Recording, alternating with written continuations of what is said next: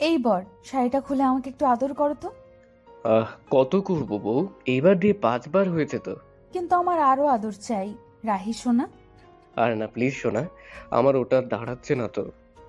দেখি, কই দাঁড়াচ্ছে না, আমি একটু আদর করে দিই। না না বউ পাখি, আর না, আমি ভীষণ ক্লান্ত। আগামীকাল আবার হবে কেমন? না না না, আমার এক্ষুনি আদর চাই, নয়তো আমি কান্না করব। রাহি কিছু না বলে চুপচাপ পাশ ফিরে শুয়ে পড়ে, চোখ দুটো বন্ধ করে ফেলে। কিছুক্ষণ পর নেহার ফোপানোর শব্দ শুনে রাহি বাধ্য হয়ে চোখটা মেলে পাশ ফিরে নেহার দিকে তাকায়। তারপর, নেহা যান, তুমি বুঝতে পারছো না কেন? রাত অনেক হয়েছে, এবার তো ঘুমাও। না না না, আমার আদর চাই। আদর না পেলে আমি ঘুমাবো না। বাচ্চাদের মতো করো না তো, হয় ঘুমাও নয়তো কান্না বন্ধ করে আমাকে ঘুমোতে দাও। সকাল হলেই তো তোমাদের ওখান থেকে মেহমান আসবে, তাদের তো আপ্যায়ন করতে হবে আমার। কুত্তা, আমি কাঁদছি আর তুই হাবিজাবি ভাবছিস? ওর তাড়াতাড়ি, নয়তো এক্ষুনি তোকে লাথি দিয়ে বিছানা থেকে ফেলে দিব। যা বাবা, নতুন বউ আমাকে গালি দিল। 1000 বার দিব। বিয়ে করেছে বাসর ঘরে ঢুকেই কোনো কথা না বলেই বিড়াল মারতে শুরু করেছিলে তো, এখন আমি বিড়াল মারতে বলছি, মারছো না কেন? দম শেষ? নেহার কথায় রাহি মুচকি হেসে শোয়া থেকে উঠে নেহাকে 2 হাতে আলতো করে জড়িয়ে ধরে। তারপর, আদর পাগলি বউ, আমার বুঝো না কেন? প্রতিদিন অতবার করতে নেই, তোমার সমস্যা হবে। তো বিড়াল মেরে শুয়ে পড়েছিলে কেন? গোসল করতে হবে ভুলে গেছো?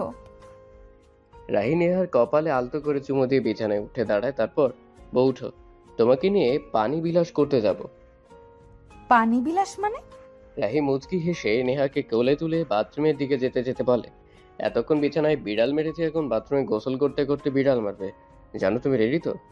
ইস লুচু, একটু বুঝি লজ্জা শরম নেই? লজ্জা, তাও তোমার সামনে? তুমি আমার বউ, বুঝলে? এতে লজ্জা পাওয়ার কি আছে? তো বউ হয়েছে বলেই কি লজ্জা পাবে না লুচু? ধুর। কথাটা বলে রাহি বাথরুমের দরজা লাগিয়ে গরম পানির ঝর্ণা ছেড়ে দিয়ে নেহাকে নিয়ে গোসল করতে থাকে। প্রায় 1 ঘন্টা পর রাহি গোসল শেষ করে বাথরুম থেকে বেরিয়ে আসে, আর নেহা গোসল করতেই থাকে। রাহি কাপড় পরে নিয়ে মুচকি হাসতে হাসতে ভাবতে থাকে নেহাকে কিভাবে ওই বিয়ে করে। পার্কের সামনে 1 ঘন্টা হলো রাহি দাঁড়িয়ে আছে, নেহার আসার কোনো নামগন্ধ নেই। ও আপনাদের বলে রাখি, নেহা রাহির গার্লফ্রেন্ড প্লাস রাহি বন্ধুর বোন। প্রায় আরো 10 মিনিট অপেক্ষা করার পর নেহা এসে হাজির হয় রাহির সামনে। রাহি কিছু বিরক্তি নিয়ে বলে, ওই হবু বউ পাখি, তোমার আসতে সব সময় দেরি হয় কেন বলো তো? থুর জানু, আর বলো না। ভাইয়া সব সময় আমার উপর কাউয়ার মতো নজর রাখে। নিজে তো আমার বান্ধবীর সাথে জমিয়ে প্রেম করে, আর তোমার সাথে আমাকে প্রেম করতে দেয় না। হিংসে বুঝলে হালাক তো। আমি হেল্প করেছিলাম, আরো কিনা আমায় তাই বাধা দেয়। বাদ দাও তো জানু, চলো যাই, আর চুটিয়ে তোমায় আদর করব।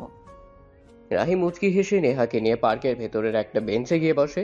রাহি নেহার কোলে মাথা রেখে শুয়ে আছে, আর নেহা বাদামের খোসা ছাড়িয়ে রাহির মুখে তুলে দিতে দিতে হঠাৎ নেহার চোখ আটকে যায় একটা কুঁড়ে ঘরের দিকে, যেখান থেকে নেহার ভাই আর ওর বান্ধবী বের হয়ে সোজা ওদের দিকে আসতে থাকে। নেহা ঘৃণায় চোখ নামিয়ে নিয়ে রাহিকে ওর কোল থেকে তুলে দেয়। তারপর, রাহি দেখো, ভাইয়া কতটা নিচে নেমে গিয়েছে, আমার বান্ধবীকে নিয়ে ওই কুঁড়ে ঘরের থেকে বের হলো। রাহি নেহার কথায় সামনে তাকিয়ে চোখটা নামিয়ে নেয়। এদিকে নেহার ভাই রাহি আর নেহাকে দেখে তেড়ে আসে ওদের দিকে। তারপর যেই রাহিকে মারতে যাবে অমনি নেহা ওর ভাইকে আটকায়। বাধা পেয়ে নেহার ভাই গর্জে ওঠে, শালা বিশ্বাসঘাতক, তুই আমার বোনের সাথে ফুর্তি করতে পার্কে নিয়ে এসেছিস? তোকে তো আমি...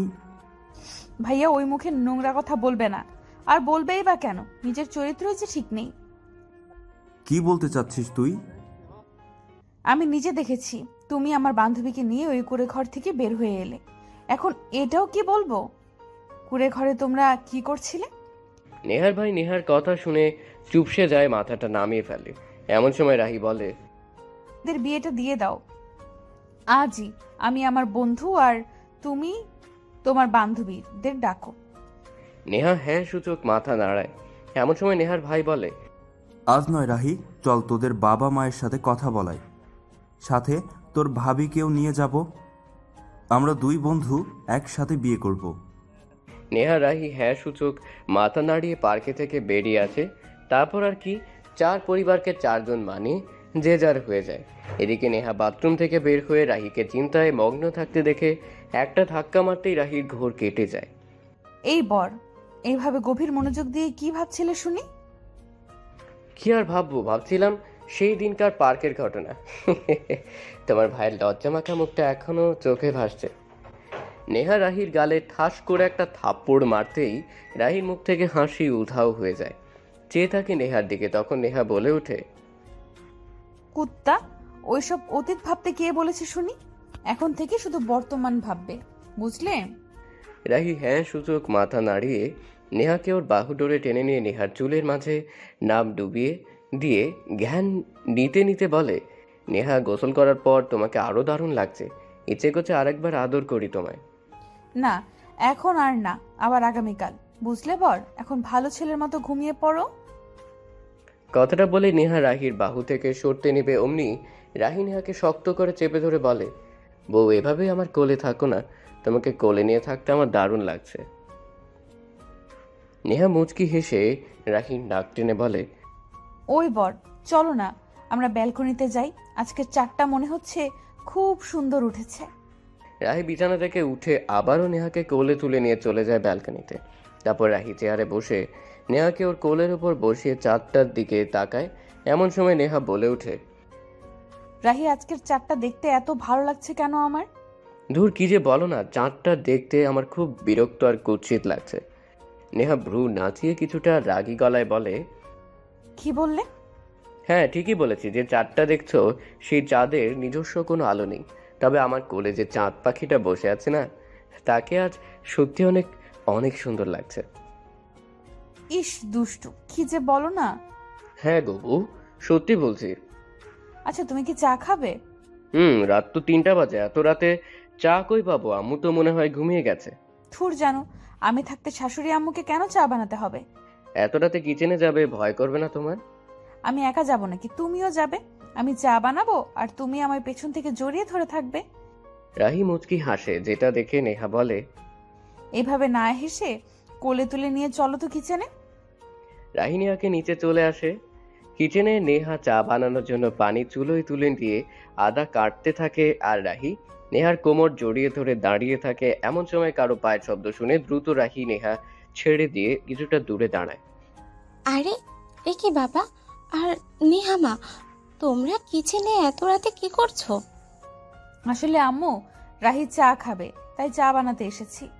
রাহির আম্মু নেহার কথা শুনে দ্রুত রাহির কানটা টেনে ধরে বলে, হতচ্ছাড়া, তোর কি আক্কেল জ্ঞান কোনো কিছুই হবে না?